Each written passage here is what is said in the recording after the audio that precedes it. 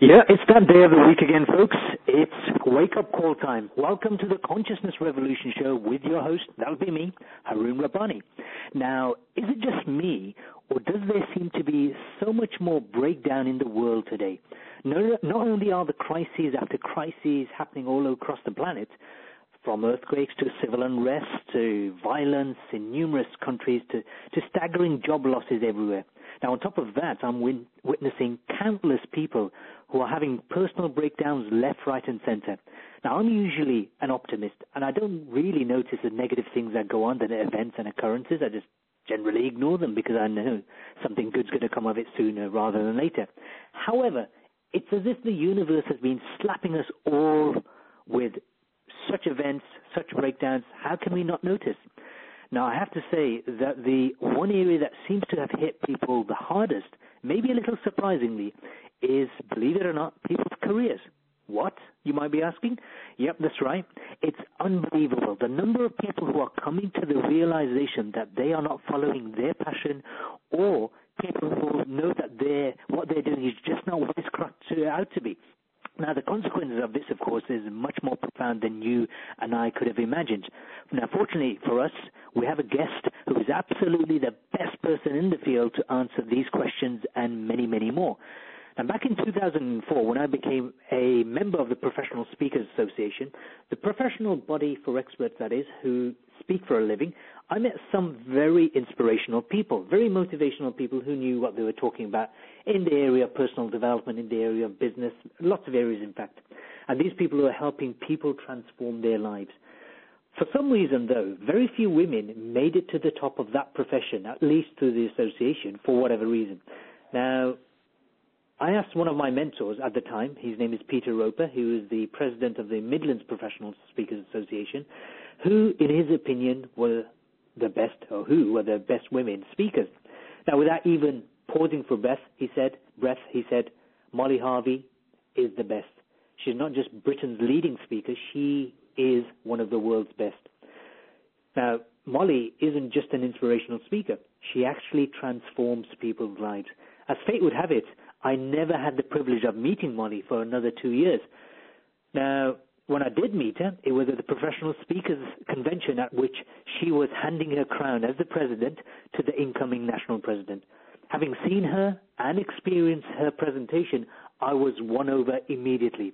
Now, we got to talk very briefly after her presentations. What I remember most, though, is how Molly managed to penetrate the very depths of my soul with just a few words. To this day, she is still having an impact on my life. Molly is an author, corporate educator, and business speaker. She's the founder of the first soul school in the USA, and it has been asked to speak at the United Nations as an honorary member, and is an honorary member, should I say, of the Women Rising Group. Now, she has worked for many large companies such as 3M, Barclays, Bank of America, and 200 or so more companies. What a list of accolades. Welcome to the Consciousness Revolution show, Molly Harvey. Are you there, Molly? I'm there, and good evening, Haroon. And I didn't know that story about Peter Roper. Well, I hadn't shared. He actually, it was many other people mentioned it, but I asked Peter again a number of years later, again the same question.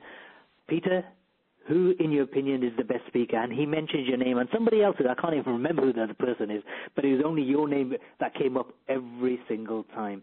Now, Molly, before we get going on to the crux of the show, please share with our listeners a bit more about your background and how you ended up where you are right now. Oh, goodness me, my background. I would have to say, and let's start out from the beginning of consciousness tonight, I'm a very ordinary woman. I live an extraordinary life, and that is the choices that I make each day. I grew up in Southern Ireland on a 250,000-acre estate, owned by Lord Delaporte Beresford in County Waterford.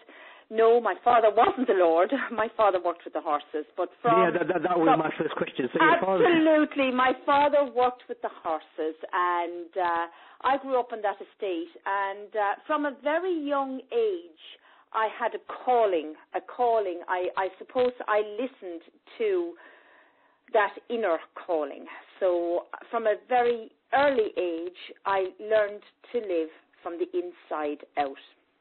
And And then through, I would say, a wilderness period of my life, from about 13 to 33, I tried to run away from that side of my life. So don't think I'm a saint. I haven't always lived it, okay? And but actually, as many listeners will know out there, many times in our lives, it's in the wilderness of our life that we're most learning, you know. And I've worked with corporates now consistently since 1993, but not just corporates. I also do. I live my life on a threshold between corporates and humanitarian. That's how I live my life, working in both areas. Fantastic. So, how did you actually end up being a corporate educator? Well, what actually made, what was the inspirational moment for you to make you want to work with these big giants? Okay. Well, as I said, 2003, I set up my first business from an attic bedroom. My son was 3 months old at the time, and he was one of those good babies who used to sleep. And I started to build my business with a telephone and a black desk from an attic bedroom. It was as simple as that. Let's not think it was posh. And there was something, again, I would say, my inner sat-nav, my inner sat navigation system that just started to bring me more and more in that direction. And I started to have success in that direction. And I seem to be accepted in the corporate world as being able to speak their language. That's what I would say. It's being able to speak their language. And then I started to work extensively in the States from 2003 to 2008.